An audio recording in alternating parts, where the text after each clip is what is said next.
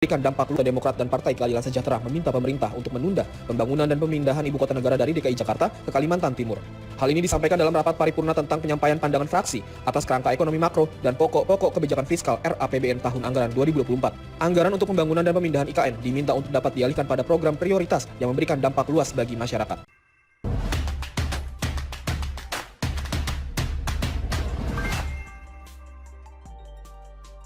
Permainan kotor PKS, Demokrat, Anies Baswedan dan asing tolak IKN. Ditulis oleh Nafi Siwar di siwar.com. Barusan lihat berita jika partai oposisi seperti PKS dan Demokrat meminta pencairan anggaran untuk pembangunan IKN pada 2024 ditunda. Rizky Aulia Rahman Natakusuma, anggota DPR dari Demokrat, mengatakan jika anggaran pembangunan IKN tidaklah prioritas dibandingkan dengan kebutuhan anggaran untuk stabilisasi harga kebutuhan pokok masyarakat.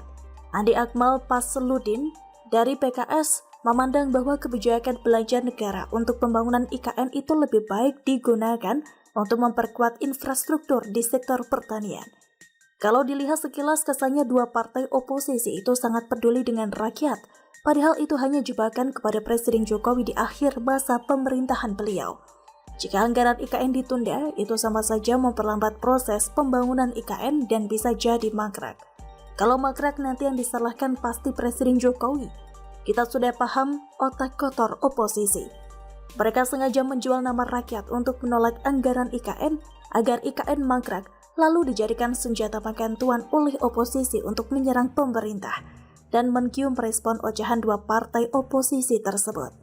Ibu Sri Mulyani mengatakan program pembangunan IKN akan terus dilanjutkan pada tahun depan karena sudah menjadi bagian dari program prioritas.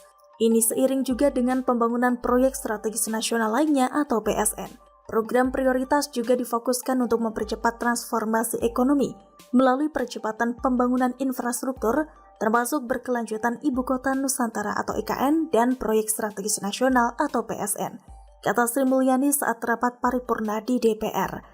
Sebenarnya yang protes IKN itu pasti pihak oposisi. Anies Baswedan juga pernah kritik IKN di luar negeri.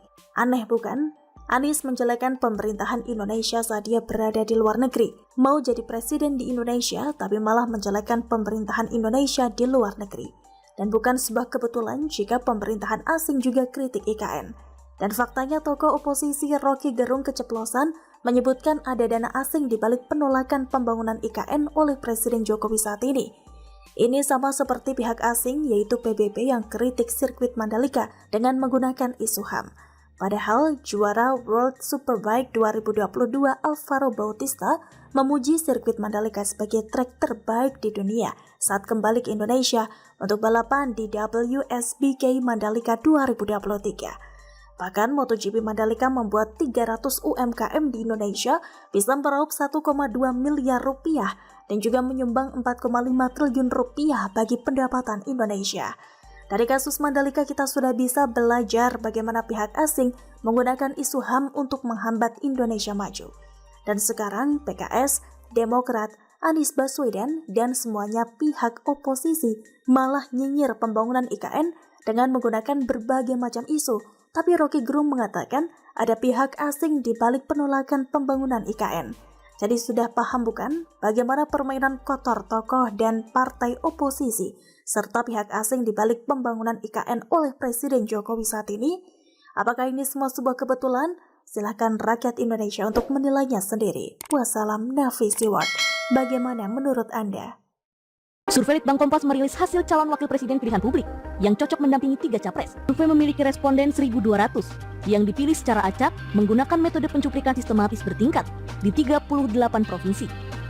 Litbang Kompas menggelar wawancara tatap muka pada 29 April hingga 10 Mei 2023.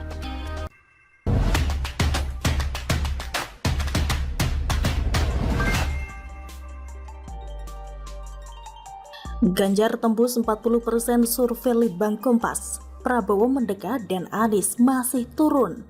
Ditulis oleh Widodo Expedisiwar.com. Beredar hasil survei terbaru versi Litbang Kompas yang kembali menempatkan Anies Baswedan di posisi buncit dengan hanya 23,2%. Angka yang cukup bikin prihatin kubu koalisi perubahan Jika melihat jarak yang cukup jauh dengan Ganjar Pranowo yang menyentuh 40%, sedangkan sisanya 36,8% milik Prabowo Subianto. Hasil survei Litbang Kompas edisi Mei 2023 itu pun mendapati bahwa ada kenaikan signifikan dari Prabowo Subianto yang sebelumnya di bawah 30%, sedangkan Ganjar Pranowo naik tipis dan Anies Baswedan kembali turun. Perolehan persentase elektabilitas ini tentu setidaknya menimbulkan reaksi yang berbeda dari ketiga kubu masing-masing tokoh tadi. Karena kalau dibiarkan dan tidak direspon dengan tepat, maka elektabilitas mereka akan turun, terutama Anies yang semakin menyedihkan. Kubu Koalisi Perubahan tampaknya kudu memutar otak dan memeras keringat lebih kalau mau menaikkan elektabilitas Anies yang semakin tertinggal. Cara-cara kamuflase dengan menggambarkan Anies sebagai sosok yang santun, toleran, dan tidak menyerang kandidat lain tampaknya tidak efektif karena publik sudah membaca adanya niat terselubung di sana. Jadi, bersiaplah untuk melihat munculnya strategi kampanye yang lebih agresif dari kubu ini, baik lewat opini para elit partai, kader, dan pendukung fanatik, hingga ex-Wapres RI Yusuf Kala yang akan semakin terang-terangan mendukung Anies. Jangan lupa pula bahwa potensi perpecahan koalisi masih mungkin terjadi dengan manuver Gerindra atau Golkar yang bergerilya ingin mengajak Demokrat bergabung. Sementara PKS biarkan saja kembali menjadi oposisi setidaknya 5 tahun lagi dengan tetap berteman sama Nasdem. Prabowo yang pada tulisan sebelumnya saya sebut sudah kehilangan momentum emas karena kesempatan terbaik datang pada 2014, kini mungkin akan mengincar the last chance yang jika hanya dilihat dari elektabilitas memang bisa menjadi alasan kuat untuk bertarung pada Pilpres 2024 nanti. Namun bagi saya secara usia dan kondisi fisik, kekuatan Prabowo agak meragukan untuk bisa memimpin negeri ini dengan kondisi prima selama 5 tahun. Kalau ada apa-apa di tengah periode kepemimpinan bagaimana?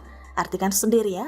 Meskipun begitu, dengan niat dan semangat yang tampaknya tidak terbendung, sukar bagi kita untuk berharap Prabowo batal maju sebagai capres, kecuali ada something big happen yang membuat Prabowo berubah pikiran. Terakhir ada Ganjar Pranowo dan kubu PDI Perjuangan yang praktis sampai hari ini baru didukung oleh Hanura dan PPP. Tapi masih perlu berjuang meyakinkan publik agar melirik Ganjar Pranowo, terutama dari kalangan relawan, pemilih Jokowi dan swing voters yang masih cukup besar karena ada di kisaran 10-12%.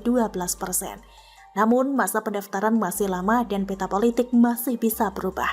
Apalagi kita tahu masih ada kasus korupsi BTS yang menimpa Sekjen Nasdem Joni Plate, yang kalau sampai bernyanyi karena gak mau dibui sendiri, potensi terjadi goncangan politik terutama di kubu Koalisi Perubahan akan terjadi. Bersiaplah Pak Paloh, begitulah kura-kura. Bagaimana?